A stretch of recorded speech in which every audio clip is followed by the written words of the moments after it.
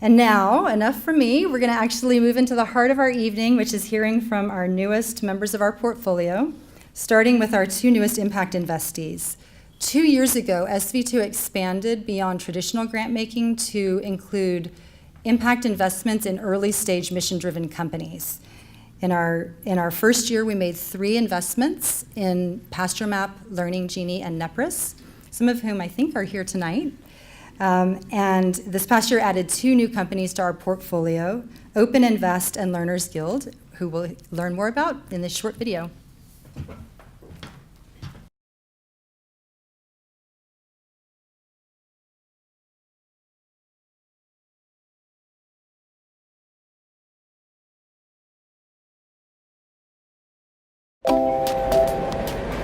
We all do our part to try and make the world a better place, with our friends, our family, and anywhere in between.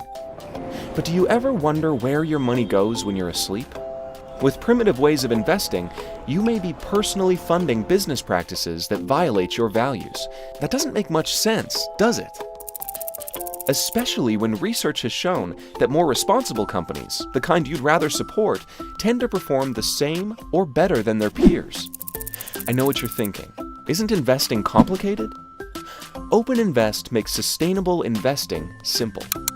Answer a few questions about your finances and what you care about, and in under 5 minutes, we'll set up your optimal portfolio. Easy, right? And for the first time ever, as you monitor your finances, you can also see how you're affecting the world. But that's not all. When an investable company does something important, we'll let you know. Include or exclude them with a swipe, share with others, and send a clear message to management. See what actions others are taking, and join or create a movement. In the background, Open Invest's advanced technology ensures your portfolio always remains diversified, optimized, and is designed to track the performance of the market. Your information is always kept safe. Investing should be honest and easy. Don't let anyone tell you otherwise.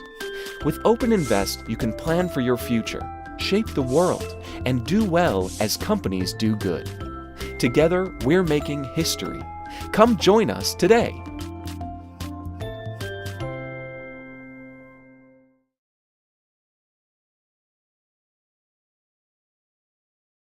My name's Sharif Bichet.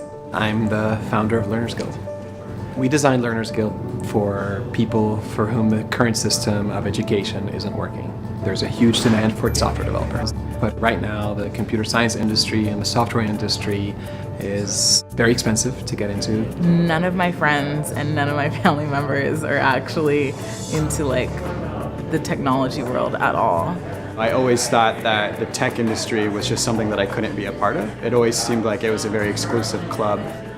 I wanted to build a pathway that works for everyone and that is accessible and inclusive and doesn't put you into debt. All of a sudden there's this program, tuition deferment, 10 months, you get a stipend, and it's to make you the best engineer that you can be. The first few times I saw the ads, I actually kind of thought it was a scam because you read what they're offering and you read about the program and you think this is way too good to be true. And then a friend said, oh yeah, that's done by the same people from Dev Bootcamp.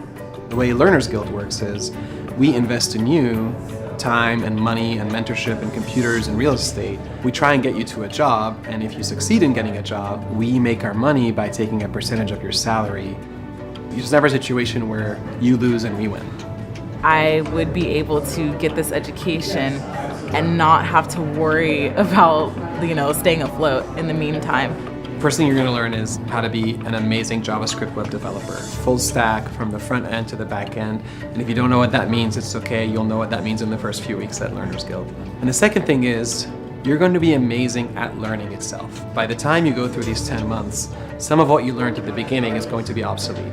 A true software developer is someone who is committed to continue to learn and is actually amazing at learning. This is a good approach and it's working for me, so I'm really happy to be here. There's a few other coding schools that are trying to do something similar, but none in the way that Learners Guild is doing it, in that come to our program for 10 months and we will invest in you, and when you're successful, we're successful. You know this program is right for you because you are 100% passionate about becoming a software developer, and you want to do it with other people. That's how you know that this program is right for you.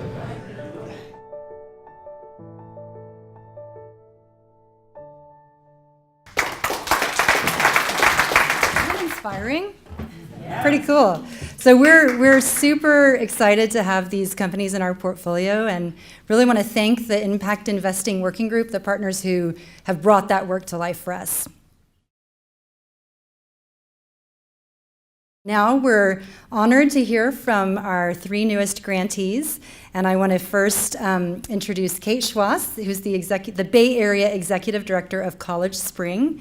All of them are working to build broader pathways to opportunity in our community, so welcome, Kate.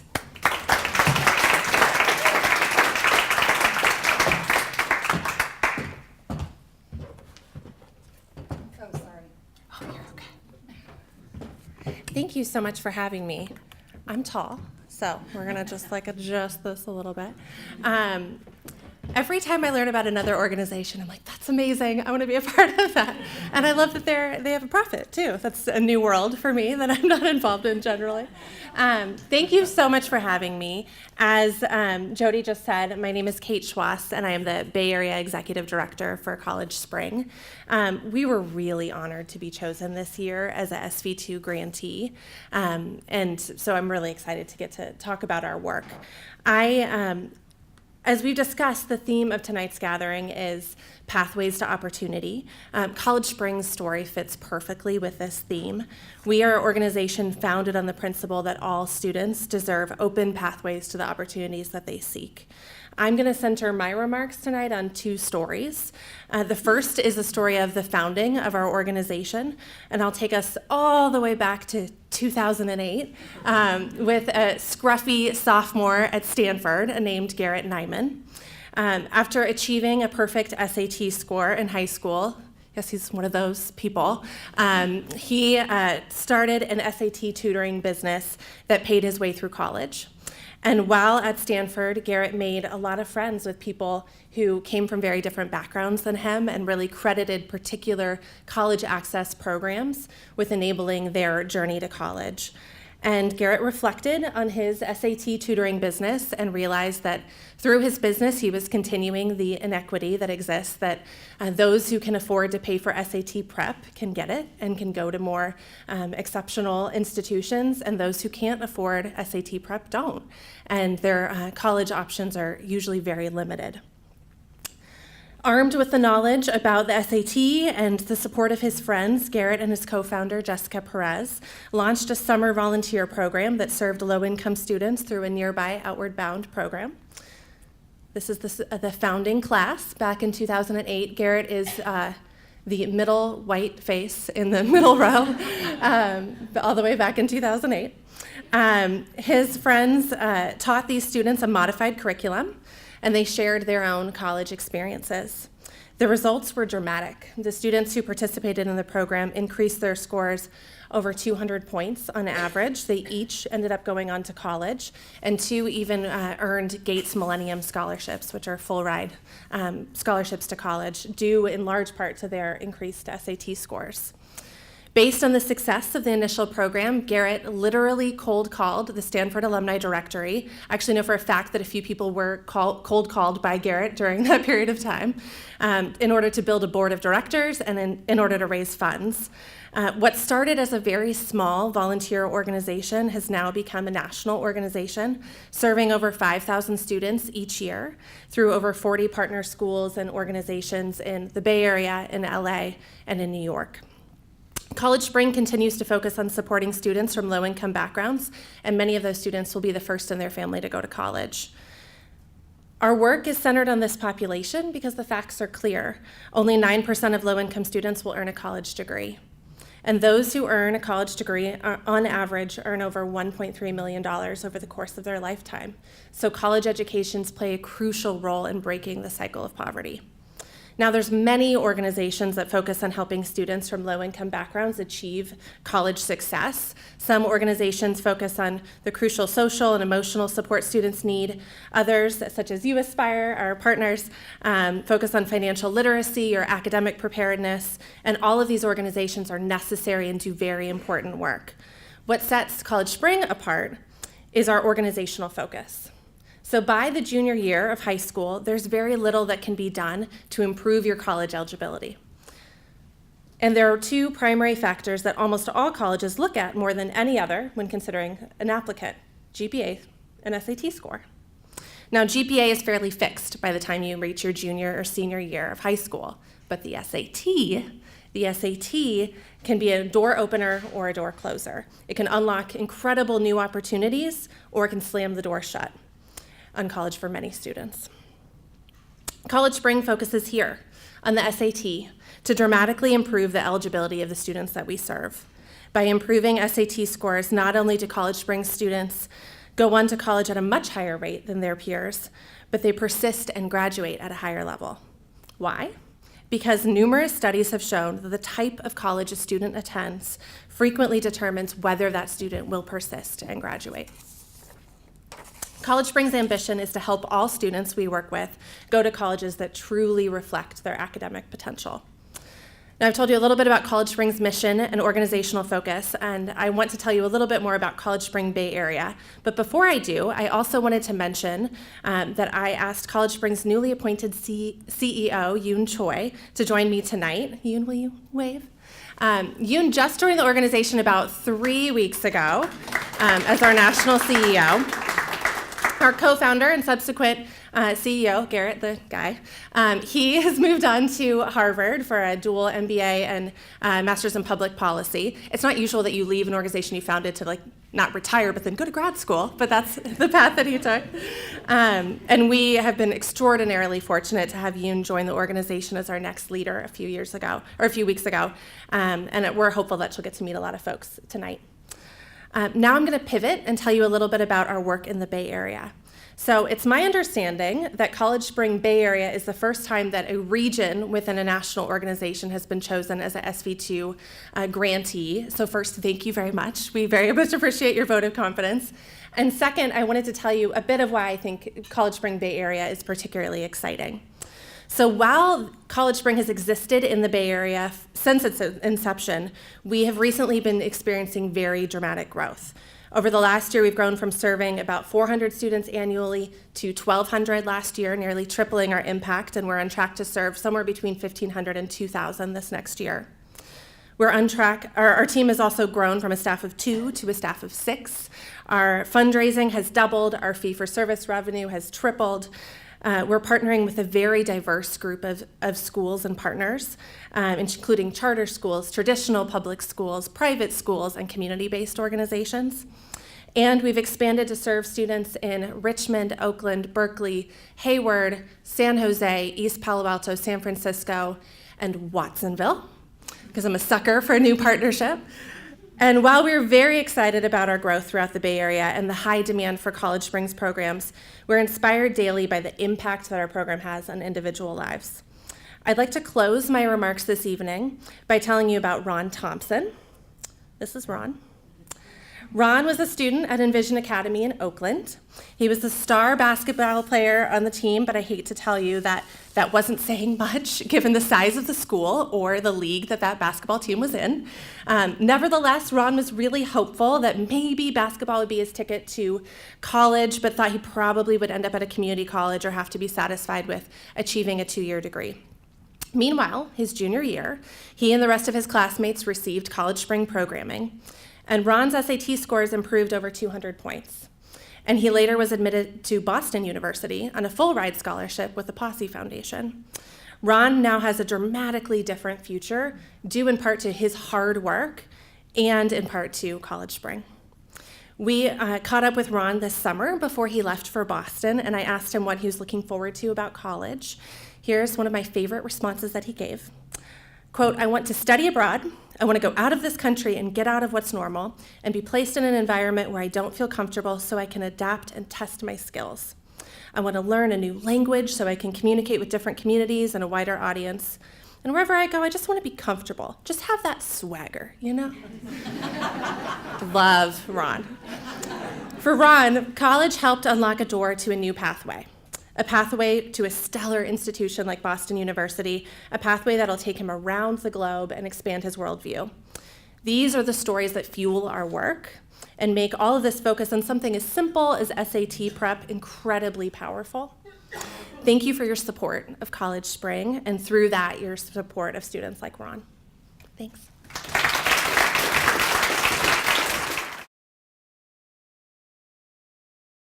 And it's now my pleasure to introduce, and pull the mic lower, Leslye Corsiglia, who is the Executive Director of SV at Home. Welcome, Leslye.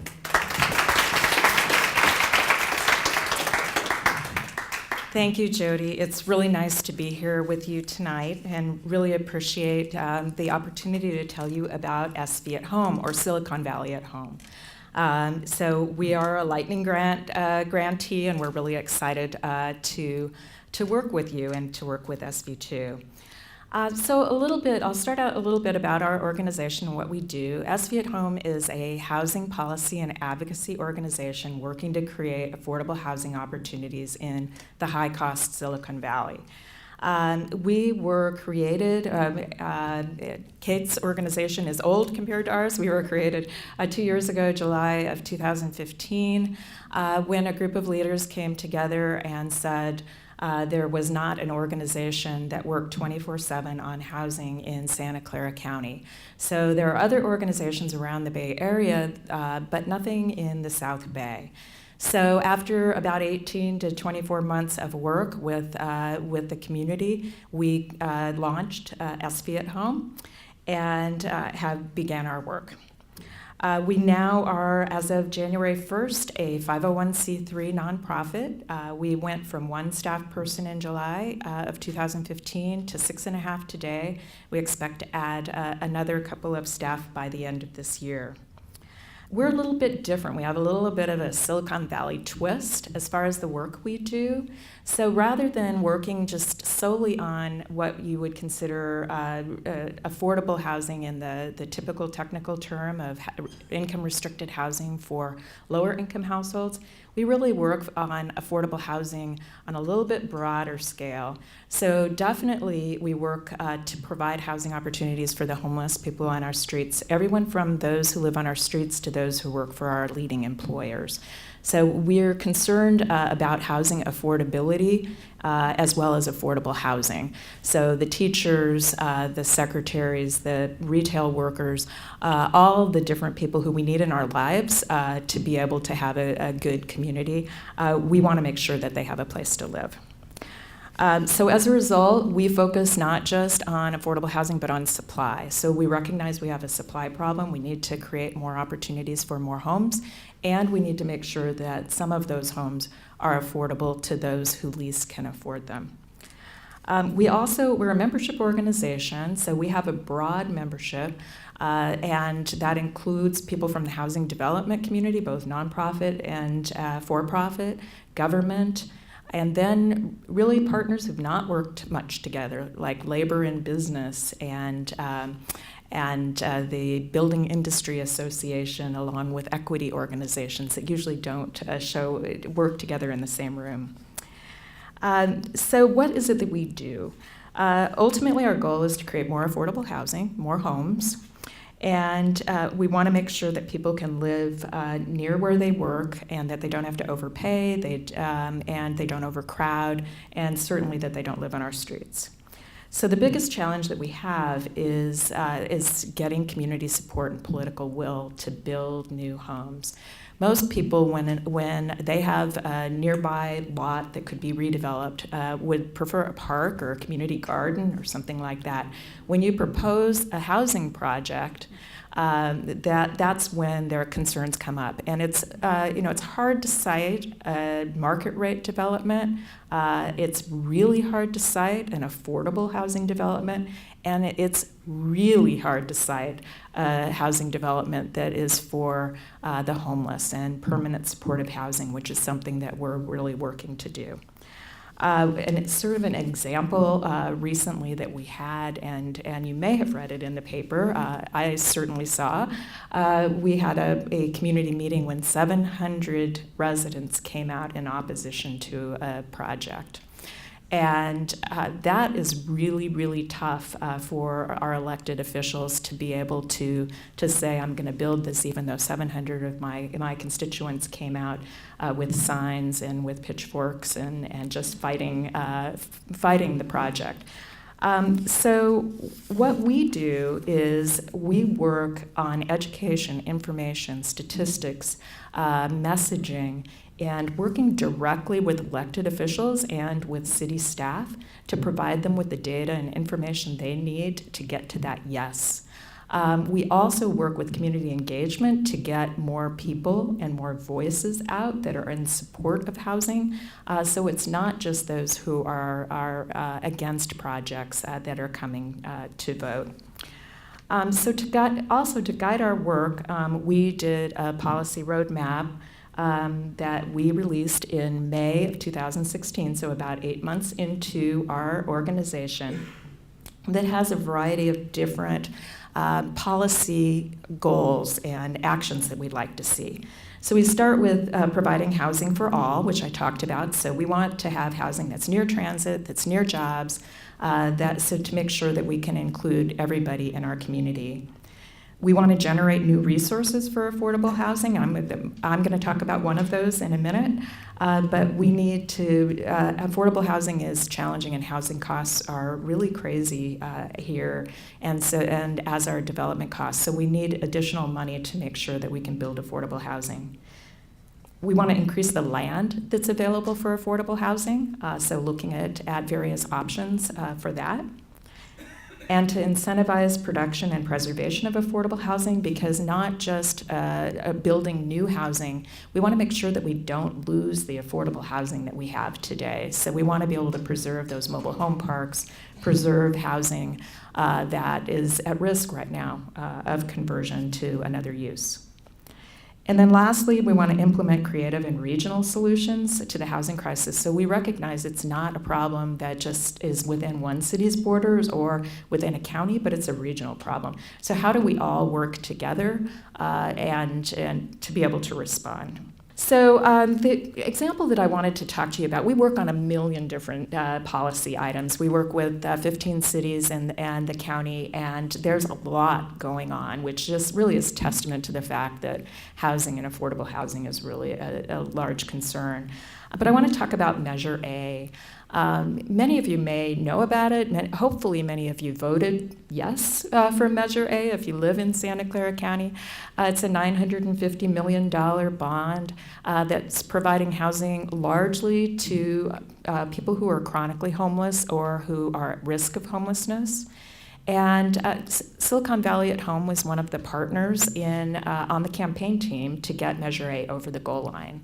And so that was everything from working on the ballot language before it was placed on the ballot, to working as part of the campaign team in working through Get Out the Vote. So we did everything from walking the precincts to making phone calls to texting. I don't know how many of you got a text during this last election, but it's an interesting new way of reaching voters, and we got lots of very interesting responses to our texts. So I'm not sure how much I like that one. I prefer precinct walking. Anyway, we still need to work on this. So that the voters did pass the measure.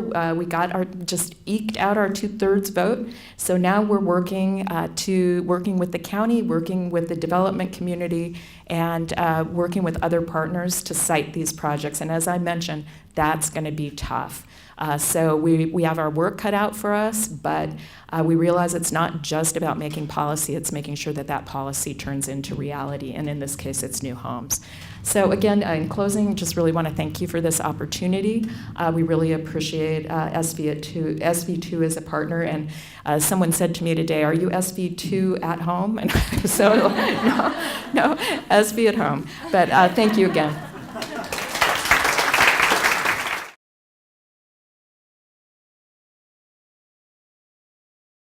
And now, last but not least, is Barrie Hathaway, Executive Director of the Stride Center. Welcome, Barrie.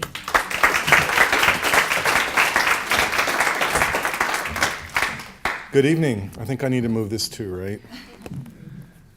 Well, first of all, I want to copy my colleagues and say thank you to SV2 staff and all of you SV2 partners. This grant that the Stride Center is receiving this year is a tremendous honor. And it was quite an interesting process. If you're close to it, you know that we submitted an LOI, and then we were shepherded to the next level. We submitted a full written proposal.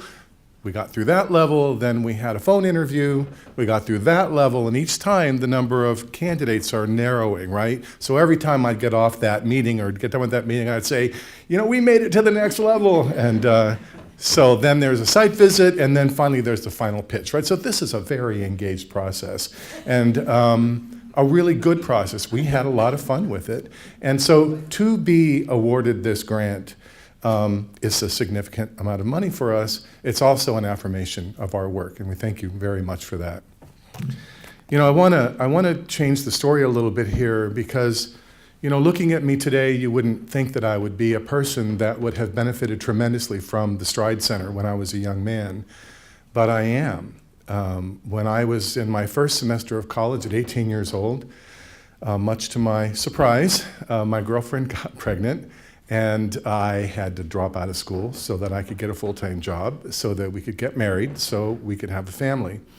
And I was 18 and poor, without any resources to speak of, no professional network, no marketable job skills. I was in trouble. And there was no Stride Center for me at the time, but there was a good friend's father who shepherded me and made introductions for me and helped me get to work for then a very flashy, cool company called Tandem Computers. Some of you will know that company.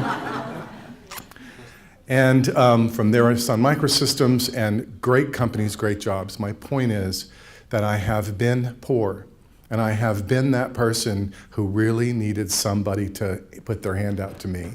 And I have been in companies that now we get to usher our graduates to, and I know how great that is as well. So it's a great honor for me to work for the Stride Center and to be part of this whole system. So now let's talk a little bit about the Stride Center.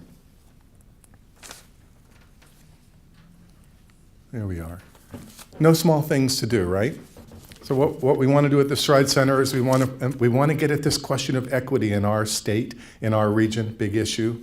We want to get at this question of diversity. How do we diversify the workplaces that so want to be diversified? And how do we impact economic mobility for very low-income men and women? This is the main questions we ask ourselves, and we have one primary strategy for that. The thing that I want to reinforce with you today that is so important to me in every conversation I have is we don't talk about the people who are learning at the Stride Center around their deficits. We don't talk about them being poor. We don't talk about them having barriers to employment. We talk about them as the talent that they really are, that employers in this region do not have access to if they don't have the kind of training that makes them available to the kinds of jobs employers need. And nowhere is that more important than in the tech field right now. There's a dramatic shortage of workers in the tech field. So what we're doing at the Stride Center is we're elevating that talent and we're connecting that talent to the companies that need them. We have a very, when you're poor, getting a quality education around something that's a highly technical professional job is going to be out of your reach. So what the Stride Center has done is created that opportunity, that very high level, high quality training, industry recognized technical certifications, and a series of other trainings that relate to how can I be really successful in these jobs? What does it take to be the top performer in these companies? And how do I adopt those skills and attitudes? How do I get a job? Well, how do I keep advancing in my career? These are the things the Stride Center does in addition to the core technical training. So we have enrolled about 4,000 adults up until now. That's over about an 18-year period. We're definitely the old organization at the table here today. Doesn't feel like 18 years is that old, but compared to 2 years old, I guess it is. We've enrolled about 4,000 people. We're at a clip of about 350 a year right now, so that means that in the next 18 years, it's going to be a lot more than 4,000 people. We have very good results. A high level of course completion, a high level of certification, a high level of job placement, so the program works, the model works, and I know that's what SV2 needs to see. Does it work? Is it achieving a pathway? And can we expand it, which is the case for us. So I talked about that, and I want to talk a little bit about SV2 because this is a really interesting organization to partner with. I mean, first of all, the amount of money that we're being given in this grant is material. It's going to move the dial for us in terms of the work that we're going to do here. That's important. But it's made more material because SV2 doesn't tell us how we can spend that money. It's called general operating funds. We can use it on whatever we see fit. They trust us after being in the process for a little while to make the right choices around that. So that's important. That makes that material amount of dollars even more material for us. And then, of course, we have this other thing, this beyond the dollars support, which we are very excited about getting started with. And I want to call out our Beyond the Dollars folks, Mark and Chris. We just met with our Beyond the Dollars partners for the first time a couple weeks ago. We're working out what is that way that the partners can engage with the Stride Center to help us achieve the things we're caring about in this particular case. We're very excited to get that rolling, and that's going to be interesting. I know there's a lot of thinking about how does this work and how can we make it work better, and we're going to be a partner in that process as well. So, but enough about you and enough about me. Let me just tell you a little bit about some of the people that the Stride Center serves.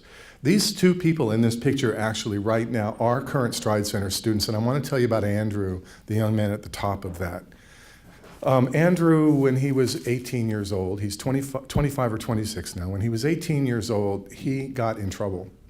Now think about being 18 years old and how many ways we could possibly get in trouble. And I'm not trying to make excuses for him. He got in trouble and he went to jail.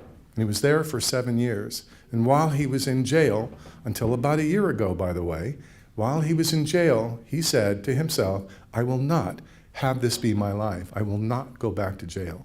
And this young man has just stolen all of our hearts and impressed all of us so completely. He said to me in a conversation we had the other day, we talked about his former incarceration and what he was thinking about that. And he said, look, I did that. That is where I've come from, but it does not define me. And I will not let that define me. And think about it. A young African-American man with no marketable skills and a record. What are his chances in our society? Just really think about that. If you're in this space, you know very, very low, right? So this young man says, I will not let that define me. And he's defining himself as a young man who's taken 4 of our courses, currently in the 4th, completed and certified. That's over a year's worth of training, because these are not 2-week workshops, 6 months, 3 months long courses. Finished his certifications, enrolled at college, so he's now doing one of our courses and he's enrolled at community college. He got a job working full-time while he was in the first class with us in a call center, got promoted to program manager, and now he's just waiting to finish his CCNA certification so he can go out and get that first big technical job in the field. There is no way on earth Andrew Hazelbaker would have been able to make that change without a place like the Stride Center, because he tells us, when I come to the Stride Center, I know I'm welcome and I know I'm okay, and I know from the way you look at me that I'm going to be successful. And he has been and he will be. So this is the work we're doing, and this is why we need your support. And in our work with SV2, we want to expand our programs here in the South Bay, and we want to work with as many of you as we can. If you work for a corporation that you think would be interested in partnering with an organization that is actually delivering talent to them, then let's talk. If you want to volunteer and help young people and people of all ages develop their professional skills, be more ready for the workplace, then let's talk. There's a lot of ways we can do that, but mostly I just want to thank you for this opportunity and be done with this talk. How's that? A little bit of an awkward end, but here it is. Thank you.